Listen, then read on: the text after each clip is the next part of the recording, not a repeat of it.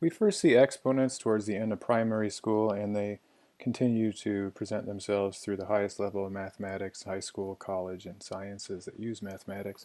So it's important to get a good understanding of the laws of exponents so we can properly work problems. Here I have 7 basic rules. If you have two like bases and they're multiplied, or they're raised to different powers of exponents, a to the n times a to the m, we're going to add those exponents in the simplified expression. Not particularly in any order here. Number 5, if we're dividing like bases to different exponents, then we're going to subtract those exponents from one another. Any number raised to the first power is equal to that number. Any number raised to the 0 power is equal to 1. If we have a quantity of a number raised to a power and that whole quantity raised to another power, we're going to multiply those two exponents. And it's important to distinguish between these two cases, right? Here we have two like bases raised to different exponents, and those quantities are multiplied by one another.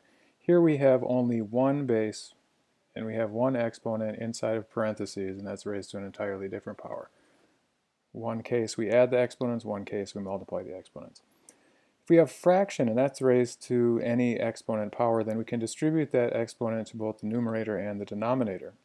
Any number raised to the -1 power is 1 over that number, and if it's raised to any -n power, then we have a fraction of 1 over that number raised to the n power. And we could, as in number 4, distribute that exponent to the numerator and the denominator, but 1 raised to any number is still 1, and this is the more simplified version here. Any fraction raised to a -n power, any negative power, is the reciprocal of that fraction raised to the positive n power, 1 included. Finally, if we have a product inside of parentheses, and that's raised to any power, then we're going to distribute that exponent to both the first and second term of that product. Let's look at some examples here.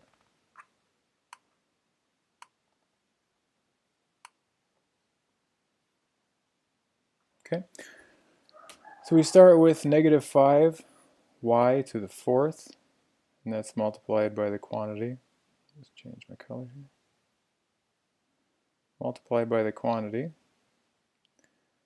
y to the 5th, and y to the 5th is raised to the power of 2. Remember our order of operations. We want to take care of this exponent before we start multiplying these terms together. Okay, so we'll get -5 y to the 4th, and we're going to multiply 5 and 2 since this is a case where we have a quantity raised to a power. 5 times 2 is equal to 10. And we can write a little multiplication symbol in here or not, either way. 15y to the 7th times the quantity y squared raised to the power of 3, so we have 15 y to the 7th, and then that's times y to the 6th. Here we have like bases multiplied by one another, like bases multiplied by one another, and so we're going to add those exponents. 4 plus 10 is 14, so we have -5 y to the 14th, and that's over 7 and 6 together are 13. We have 15 y to the 13th. Now we have division of like bases. We've got 14 on top, 13 on the bottom, and so we're going to be end up with an exponent on top. 14 is 1 greater than 13, so our exponent is only 1. We don't have to write that. We're going to get y on top. Now let's look at these numbers here, -5 and 15. Well, we've got one negative, not two, so we know that this is going to be a negative. But 5 and 15 have a common factor, that's 5. 5 divided by 5 is 1. We don't have to write the 1. And 15 divided by 5 is 3. And so 5 over 15 is the same as 1/3. And y to the 14th over y to the 13th is y to the 14th minus 13, which is 1. We don't have to write the 1 there. So that's our final answer. Next, we have, again, cases similar to this, but we have multiple terms inside of this quantity. And it's all raised to the 6th power, and so we got 2, I'm just going to distribute that exponent, 2 to the 6th times a to the 6 times 2, which is 12. And then we have b to the 6 times 3, which is 18. And that's all over 4, but let's change this to 2 squared, so we have like bases. 2 squared raised to the third power is 2 to the sixth. We have a to the first power cubed is a to the third, 3 times 1 is 3, and b cubed times 3 is b to the ninth. So these two are the same on the top and bottom, they cancel out. Here we have a smaller number on the bottom, so we're going to subtract that from the top. And again, smaller number on the bottom, so we're going to subtract that from the top.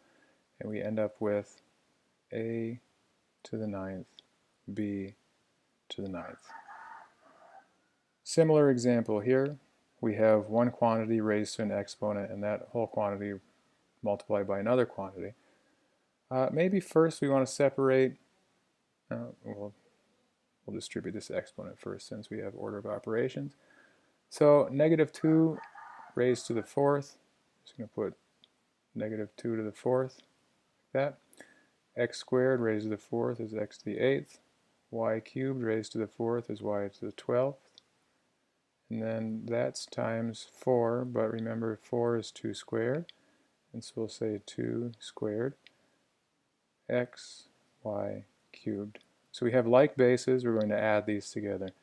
And then this here is equal to negative 1 times 2 to the fourth, right? And so we can say negative 1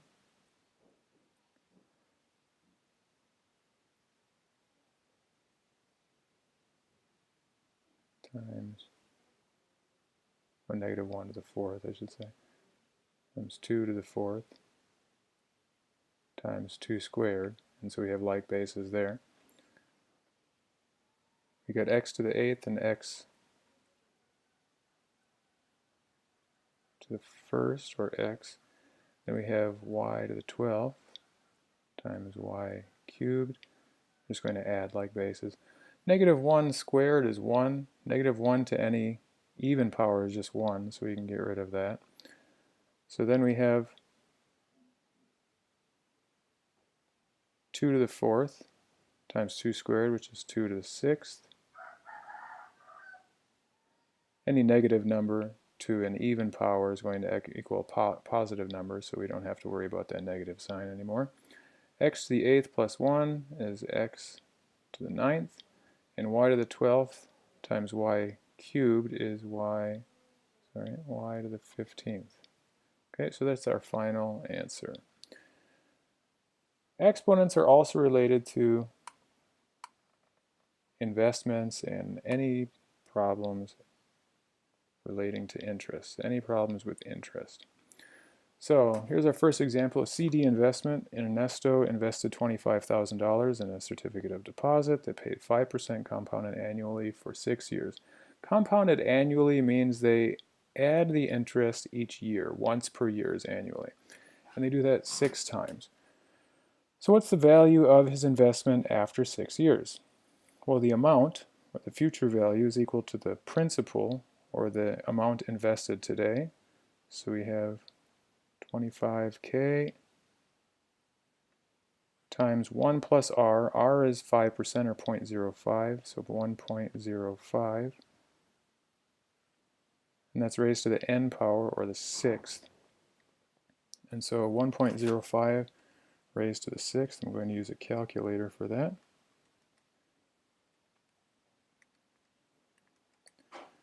$1.34, and so we have $25,000 times 1.34, which is $33,502.39.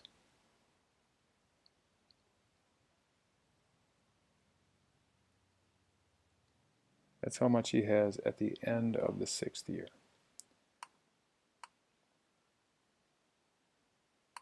Okay.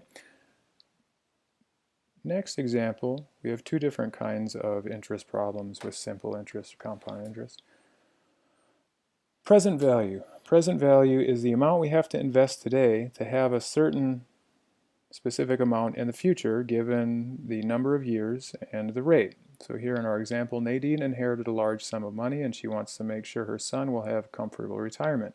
How much should she invest today in treasury bills or any investment, which pay 4.5% interest compounded annually, so once per year, so that her son will have $1 million in 40 years when he retires? We know how much she wants him to have. We know how many years in the future it is. We know the percent interest. And so what we want to find then is the amount she has to invest today. P equals A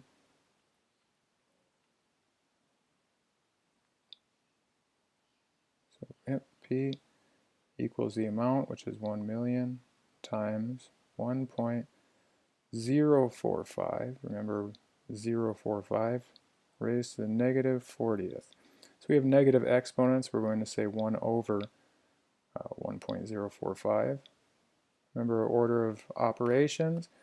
And so 1.045 raised to the negative 40th times 1 million.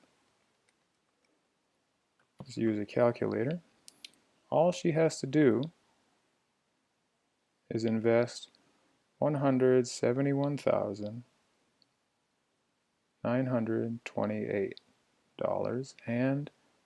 And if you don't believe that, that doesn't seem like so much money compared to this. If you don't believe that, then we can just put the same numbers back into the future value formula. So we know the future amount that we want to have is, well, let's say we don't know it. So she invests a principal of 171,928.70, and she invests that at 4.5% interest for 40 years. And what do we get? 1.045 raised to the 40th is 5.816. So this is 5.8163, and that's multiplied by $171,928.70, and I get $999,999.99 because of the rounding that I did here, or the rounding that I did up here. Right? And so that is equal to $1 million. So now you know, if you have $171,928.70, 40 years on your hand, and you have an investment, that you will have $1 million after that time.